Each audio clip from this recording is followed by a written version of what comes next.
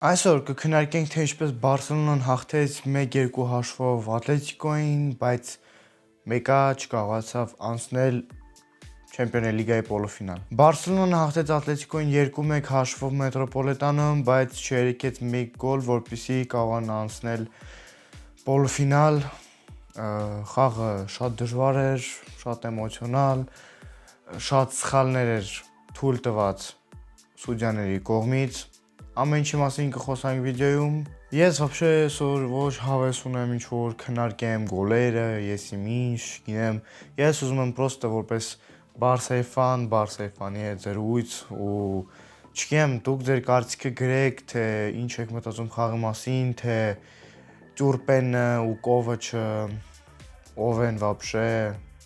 ինչի են իրենք вообще սուդիա, չգիտեմ։ Շատ աբիդնի է, որ պարտվում ես ոչ թե նրա պատճառով, որ իսկականից թույլ էր, այլ նրա պատճառով, որ սուդյաները քո կողմից չէին, մի քիչ քեզ չէին ուզում օգնեին, բախտը քո կողմից չէր։ Ես կընդունեի պարզությունը այն վաղտ, երբ որ Ատլետիկոն դուրս գար դաժե զզվելի ավտոբուսով, բայց ոչ մի սուդիա իր վրա գերոյստան չէր վեկալի ու սխալներ չէր անի։ Այդ ժամանակ ես կընդունեի պարտությունը ու կասեի, որ փաստացի է մենք չենք կարողացել անենք, մենք լավ չխաղացինք ու դրա պատճառով պարտվեցինք, բայց իրականում այդպես չի ու բոլորը դա հասկանում են, ովքեր որ ֆուտբոլի մեջ մի բան հասկանում են, դրանք Բարսելոնան նենց խաղաց, որ ինքը արժանի էր մի 5 գոլ խփեր, բայց այսօր սուդյան, սուդբան չուզեց տենց անի ու ոնց ես հասկանում ամեն տարի է տենց, որտեվ Բարսան ամեն տարի 70xG է ստեղծում ու խփում է 3 գոլ ու ուտում է 4 գոլ, դաժե այն ժամանակ երբ որ լավ է խաղում, չգիտեմ,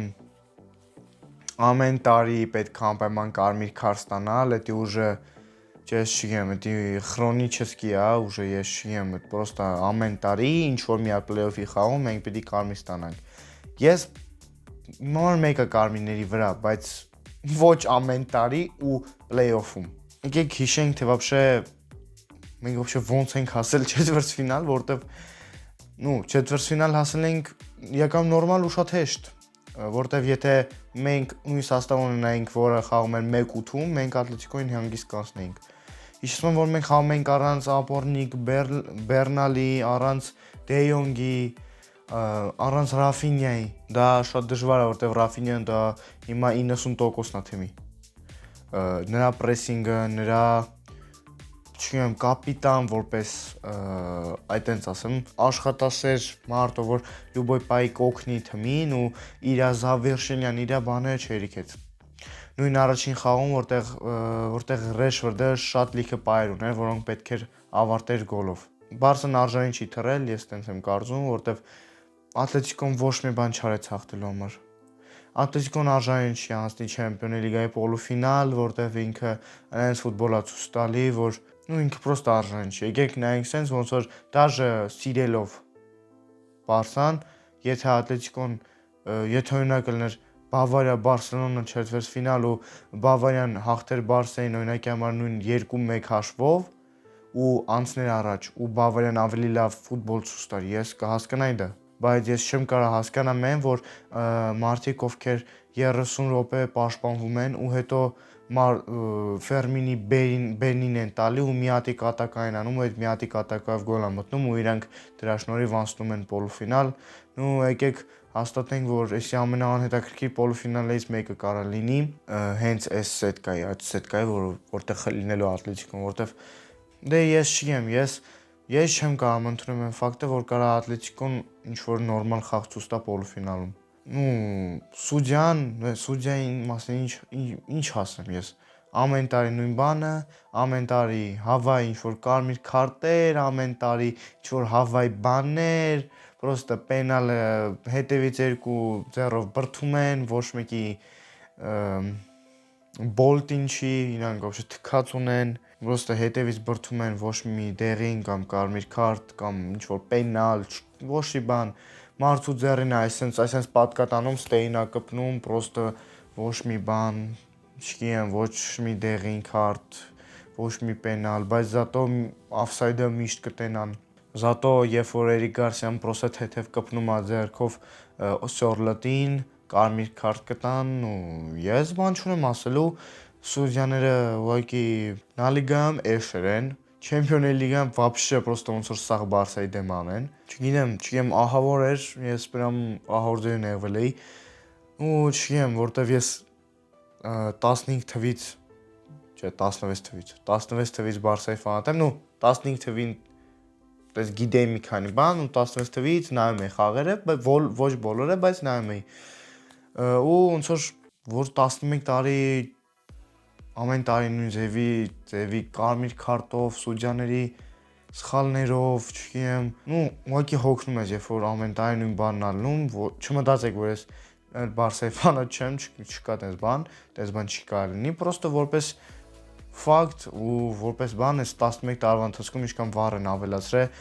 մեր համար պրոստը ես չեմ հասկանում, իրանք վառը ոնց որ մենակ մեր դեմ օգտագործեն, բայց հակառակորդների սխալները չտեսնեն երբեք։ Բարսելոնան դուրս է մնում 1/4 ֆինալից ու ավարտում է իր այս սեզոնը Չեմպիոններ լիգայում 1/4-ում։ Շատ աբիդնի է, բայց հավատանք, որ մյուս սեզոն սա լավ կլինի